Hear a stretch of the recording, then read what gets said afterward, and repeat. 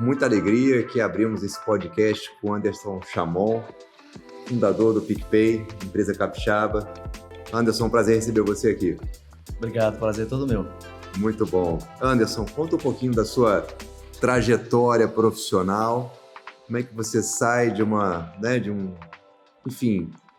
empreendedor, jovem, cheio de vontade. Me conta aí como é que você chegou e como é que o PicPay efetivamente iniciou a sua trajetória. Tá, vamos lá. Deixa eu falar um pouquinho de mim primeiro. Bom, eu sou de Vitória, sou capixaba, nascido e criado aqui. Entrei na faculdade, acho que em 99, faculdade de engenharia. Abandonei a faculdade, não concluí, apesar de ter sido muito importante esse período que eu fiquei lá, para empreender. E aí eu passei, desde então, eu só me lembro de empreender na minha vida. O PicPay é nosso 8º negócio, a gente empreendeu 7 vezes antes, quebramos 7 vezes antes, às vezes de forma mais acrobática, às vezes de forma mais... Enfim. E esse período, eu gosto de falar que esses 7 falhas, que na verdade tudo é uma construção, não é? Se você olhar no momento final é uma falha, mas durante o período ele não foi, eles ajudaram muito a chegar aonde a gente conseguiu chegar. Todos os aprendizados que a gente teve durante essas falhas, entre aspas, ajudaram a gente a construir o PicPay. Então a gente chegou naquele momento, o PicPay nasceu em 2012, aqui em Vitória, a gente chegou naquele momento com o resultado dessa construção.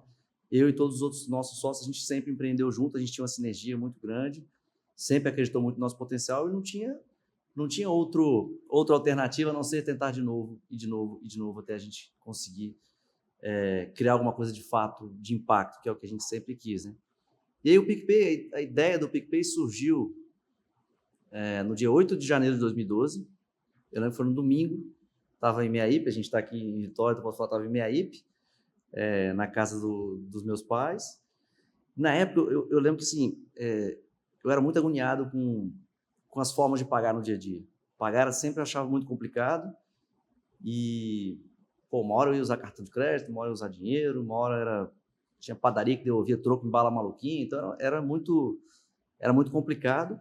E, ao mesmo tempo, eu via, ao longo dos meses anteriores, o crescimento do smartphone. Sim, o smartphone era um negócio que me deixava completamente fascinado com o que estava acontecendo com o smartphone, porque eu via ali algo muito parecido com o que aconteceu com a internet nos final dos anos 90, início dos anos 2000, que todo mundo migrou para a internet. Os modelos de negócio que existiam começaram a migrar para a internet. E eu lembro que nessa época, quando eu comecei a empreender, 2002, 2003, eu falava assim, cara, pena que eu era muito novo quando a internet surgiu, porque é um mar de oportunidade. Você vê os negócios surgindo, negócios novos, nativos, digitais, ou negócios antigos se transformando. Eu falava, um dia vai ter outra onda dessa, eu vou surfar essa onda. E o smartphone me agoniava muito. O crescimento do smartphone me deixava muito agoniado e, ao mesmo tempo, o pagamento. Então, a cabeça fritando o tempo inteiro, durante muitos meses, até que nesse dia veio a ideia. E, se a gente pudesse juntar todas as experiências de pagamento numa única experiência, no smartphone, que está no nosso bolso, na rua, andando pela rua, ou seja, a gente consegue criar um meio de pagamento que não existe. Meios de pagamento digitais existiam. PayPal já existia, óbvio, PayPal existia. No Brasil, tinha o PagSeguro, como pagamento digital, pagamento online. Isso já existia, já estava resolvido esse problema. Então, a ideia da PicPay foi meio que resolver esse problema no mundo físico. E quem era o enabler para esse mundo físico? Era o smartphone, com internet móvel o tempo inteiro e a peça-chave de tudo isso, que é o QR Code, que também é outro negócio que me deixava muito fascinado, que é um negócio offline que você imprime e você consegue ligar o mundo offline ao mundo online através do QR Code. Então, daí surgiu a ideia do PicPay.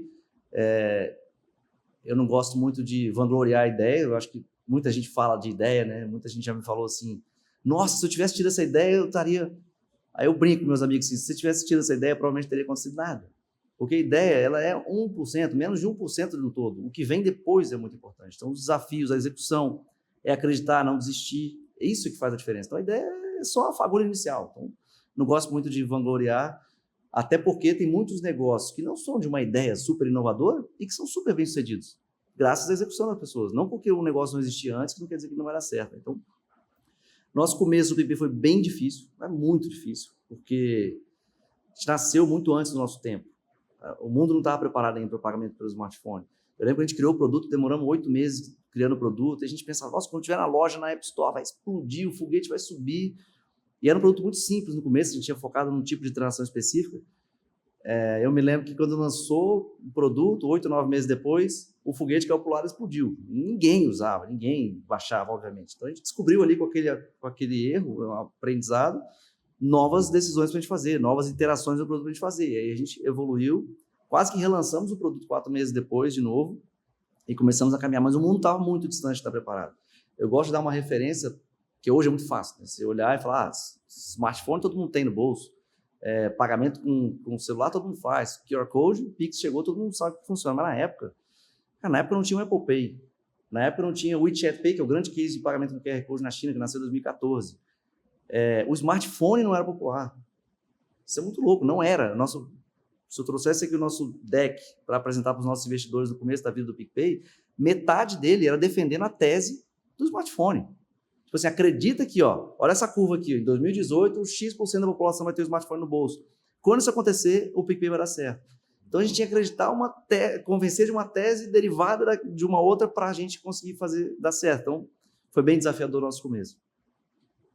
Muito provavelmente esses novos meios de pagamento, como o PicPay, propiciaram também o crescimento de clientes, né? Da sociedade como um todo. O que mais te orgulha nessa trajetória em relação a potencializar outros negócios por meio do PicPay?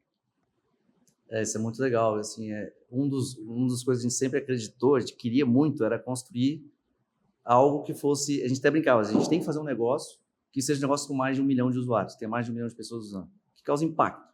Para a gente, esse número, na época, era assim, um número completamente absurdo, e a gente perseguia isso. A gente sempre, no começo da nossa jornada, a gente começou a fazer com negócios meio B2B, e a gente migrou para isso meio que focando nisso. E é muito legal você ver quando você consegue construir um negócio como o PicPay, a gente é um habilitador das coisas, e pelo meio de pagamento. A gente chegava na praia e via as pessoas vendendo picolé, ou vendendo coco com o PicPay, e ele só estava conseguindo facilitar o meio de pagamento dele ali, recebendo de alguém que eventualmente estava correndo na praia só com o celular, por causa daquela tecnologia. Então, isso causava muito orgulho, até hoje. Se eu vejo alguém usando o PicPay, meu coração dispara até hoje, do mesmo jeito. Eu lembro que eu andava na rua, ia num café que tinha aqui perto, essa história já contei algumas vezes, eu ia no café que tinha aqui perto para poder ver as pessoas usando. Era muito raro, tinha 10 usuários por dia, fazia uma transação aleatória espalhada, conhecia todos eles pelo nome, porque tinha ali a fotinha, na época não tinha LGPD, hoje em dia não pode mais, ninguém faz mais isso, mas na época eu conhecia eles pelo nome, eu chegava no Café Umbu para ver essas pessoas usando. Quando eles chegavam no café, eu já ficava ali ansioso e tudo mais, meu coração disparava, falava, cara, alguém está usando nosso produto? Não acredito nisso, alguém está usando nosso produto. E aí até hoje, em São Paulo, qualquer lugar que eu tiver, alguém fala do PicPay, me dá bastante orgulho justamente por isso, porque a gente é capaz de transformar a sociedade à nossa volta, a gente é capaz de transformar as coisas à nossa volta. Eu lembrei, o ponto alto desse momento de orgulho, para mim, para nós, obviamente, foi durante a pandemia. Porque a ideia original do PicPay, a gente falava assim, cara, quando a gente libera o QR Code como meio de pagamento, como conexão de pagamento, você pode colocar em qualquer lugar. Ele pode estar no e-mail marketing, ele pode estar no papel impresso, ele pode estar na televisão. Então, essa visão a gente tinha lá de trás. Só que ela ainda não estava totalmente em execução. Quando veio a pandemia, da noite para o dia, o dinheiro ficou sujo. Era perigoso pegar em dinheiro. Da noite para o dia, você tinha que fazer muito mais transação à distância. Então, o PicPay ele foi um grande catalisador, um grande ativo para a sociedade para poder passar por aquela situação.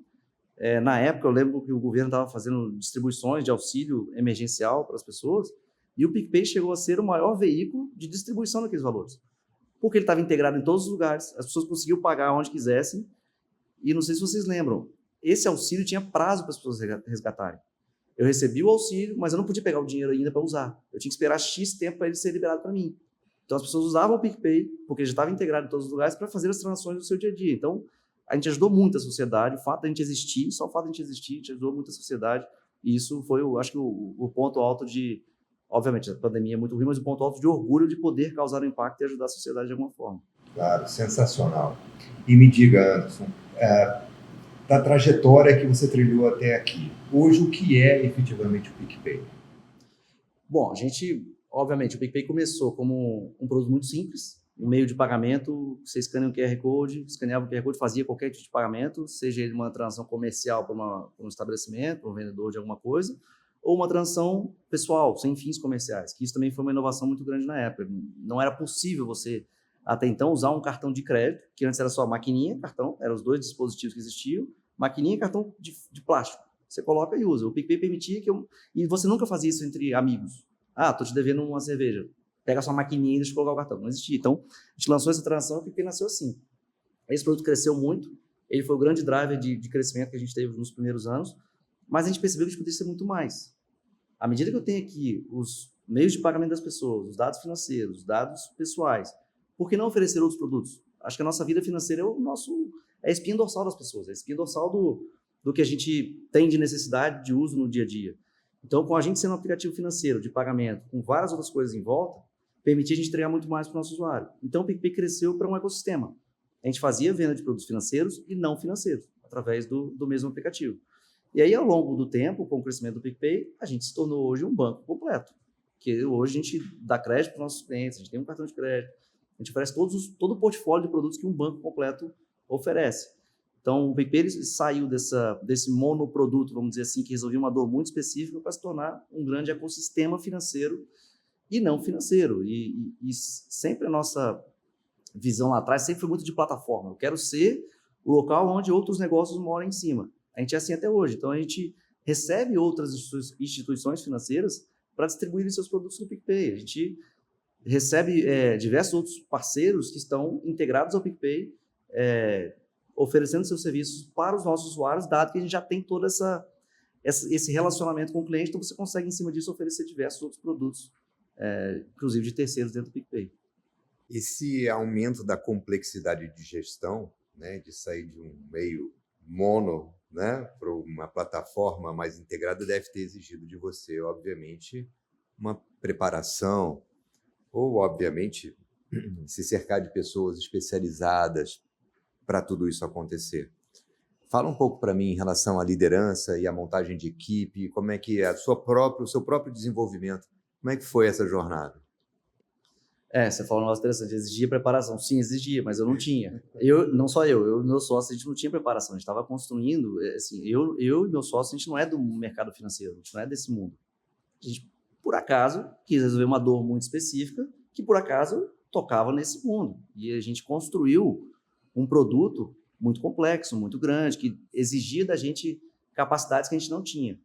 Mas eu gosto de dividir a vida do PicPay em algumas fases. Se você pegar a primeira fase do PicPay, onde era um monte de gente nova, sem experiência mesmo, os primeiros funcionários que a gente teve, não tinha experiência, ninguém tinha experiência com aquilo. A gente estava construindo um negócio muito novo, uma experiência nova que talvez nem no mercado a gente conseguisse. Se a gente trouxesse alguém do mercado na época com viés de mercado, provavelmente teria matado a ideia. Não, faz isso, tem um monte de coisa que você não pode fazer.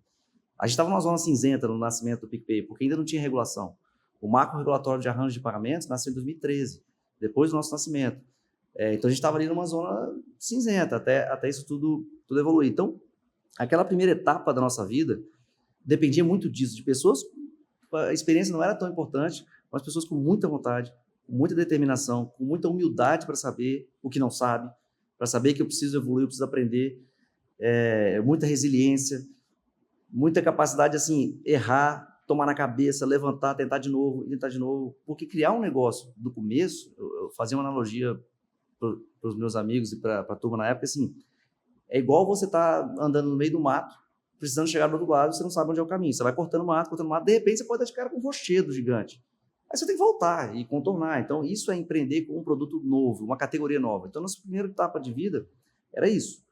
E aí a gente foi evoluindo com aquele time pequeno, até 2015, mais ou menos, nosso time deve ter tido talvez 20 pessoas no máximo em 2015, até 2018. Em 2018, o nosso time devia ter 200 pessoas. Então, essa primeira fase, de 2012 até 2016, mais ou menos, o time não cresceu tanto, mas era um time muito determinado, com pouca experiência, com muita vontade, mas conseguia entregar, conseguia provar a tese e conseguia achar o que a gente chama de Product Market Fit. A gente conseguiu fazer isso com esse time, que é testa, erra, ninguém quer usar, testa, ninguém quer usar, achamos aqui um ângulo, vamos embora, vamos crescer, vamos evoluir. Dali para frente, a gente entra numa outra fase. Nessa primeira fase, os cofundadores do PicPay, os primeiros funcionários, a gente fazia tudo, a gente colocava a mão em tudo. A gente distribuía dinheiro, fazia depósito no banco para pagar os usuários, levava moeda no banco para pagar os usuários, a gente fazia literalmente tudo. Eu lembro que eu ficava de madrugada até as 3 da manhã todo dia, eu chegava em casa às 9 da noite e começava a responder e-mail e fazer análise de risco, antifraude do PicPay. Então, todas as transações que tinham que passar pelo antifraude Era eu quem analisava até 3 da manhã todo dia. E se eu não analisasse, demoraria dias para liberar aquela transação daqueles clientes daquele momento. Então, dependia muito da gente no começo. E dessa energia, essa energia de pessoas que não sabem tecnicamente muito como resolver, mas são muito determinadas e não sabem nem o que não pode ser feito. Elas vão fazer. Na fase seguinte do PicPay, a gente começou a ficar um pouco... Quando a gente saiu dessa fase de muito embrionária de startup, né, que podemos morrer qualquer dia, você amanhece sem saber se vai estar vivo à noite.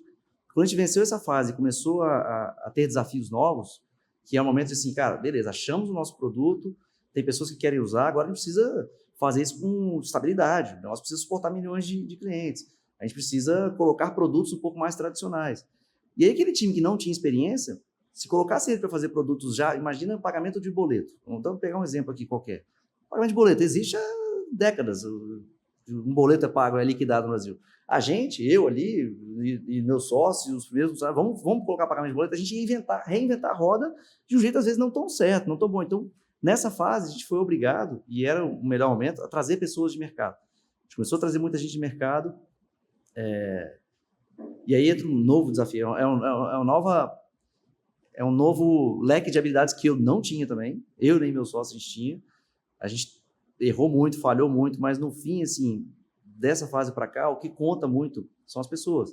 A gente cada vez menos coloca a mão no produto. A gente não coloca mais a mão no produto como a gente, fundadores, fazíamos atrás. Quem coloca, a gente lidera, a gente exerce a condução dos negócios através de influência das pessoas. Não é mais a gente que faz, convencimento, garantir que trouxe as pessoas certas. Então, esse desafio de gestão, ele mudou para um desafio de muito mais de pessoas, sempre foi de pessoas, mas uma característica diferente de pessoas, que a gente foi ao longo do tempo evoluindo.